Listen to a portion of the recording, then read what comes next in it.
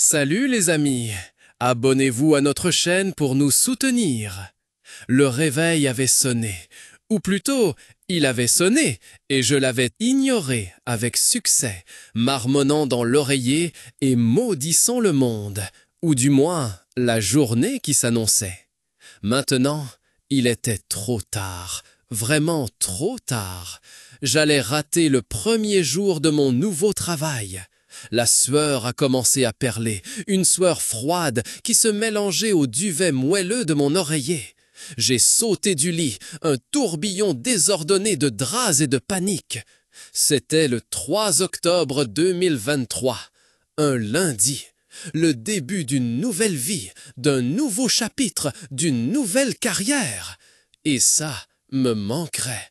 J'ai couru dans l'appartement comme un animal traqué fuyant l'horloge impitoyable. Le dentifrice a atterri plus sur ma joue que sur ma brosse à dents. Mes cheveux étaient dressés dans tous les sens, un monument indomptable de mes mouvements nocturnes. Un coup d'œil dans le miroir a confirmé mes pires craintes. J'avais l'air d'avoir perdu une bataille contre un matelas et, en plus, d'avoir perdu ma dignité. En bas, dans la rue, le chaos matinal faisait déjà rage. Klaxons, piétons pressés, le vrombissement assourdissant de la circulation urbaine. L'arrêt de bus était bondé, une grappe désespérée de visages en attente. Le tram? Oubliez ça. Elle était probablement déjà bondée quand elle a quitté le dépôt. J'étais là, essoufflé, désespéré, l'horloge qui continuait de tourner implacablement. Mon nouveau chef, M. Schmidt, un homme dont on disait qu'il était obsédé par la ponctualité, me renverrait à mon arrivée, avant même que je puisse dire mon nom. Soudain, un bruit, un grondement profond qui se distinguait du vacarme général. Une voiture de sport argentée, une Aston Martin, a glissé élégamment le long du trottoir et s'est arrêtée juste devant moi. La vitre s'est baissée et derrière, il était époustouflant. Des cheveux noirs et ondulés qui tombaient nonchalamment sur son front, des yeux bleus profonds qui me scrutaient, et un sourire si désarmant que j'ai oublié pendant un instant que j'étais en train de ruiner tout mon avenir. « Vous avez besoin d'un lift ?» demanda-t-il, sa voix grave et mélodieuse. J'ai balbutié. Je suis en retard pour mon nouveau travail. Il sourit. Eh bien, montez, je vais dans cette direction, et je déteste quand les gens ne sont pas ponctuels. Sans plus réfléchir, je suis monté.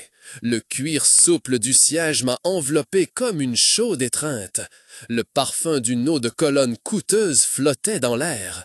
C'était surréaliste, comme un beau rêve irréel qui allait peut-être sauver ma carrière.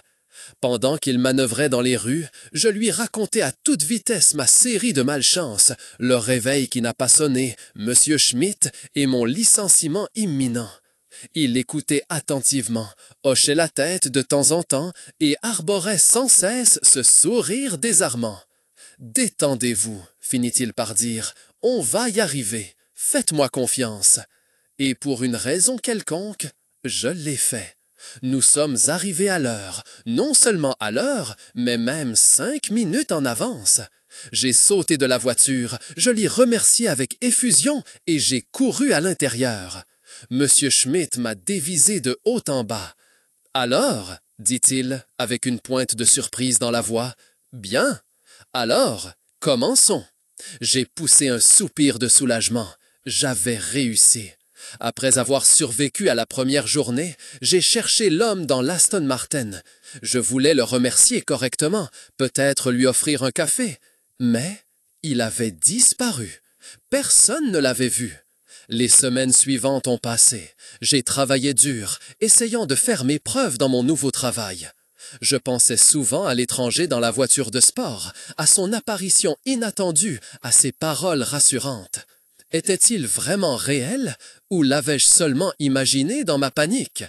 Un soir, en rentrant chez moi, je l'ai revu. Il se tenait au coin de la rue, appuyé nonchalamment contre sa voiture. « Bonjour, dit-il quand je me suis approché. Je t'attendais. Mon cœur fit un bond. « Qui êtes-vous » demandai-je, essoufflé. « Et pourquoi m'avez-vous aidé » Il sourit. « Je m'appelle Maximilien, et j'aime aider les gens en détresse, surtout quand ils ont l'air de vouloir ruiner leur avenir. »« Mais pourquoi moi, précisément » demandai-je, incrédule.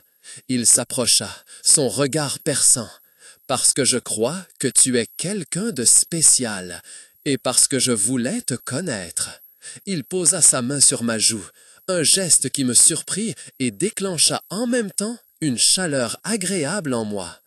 À cet instant, je sus que ma rencontre avec Maximilien n'était pas un hasard.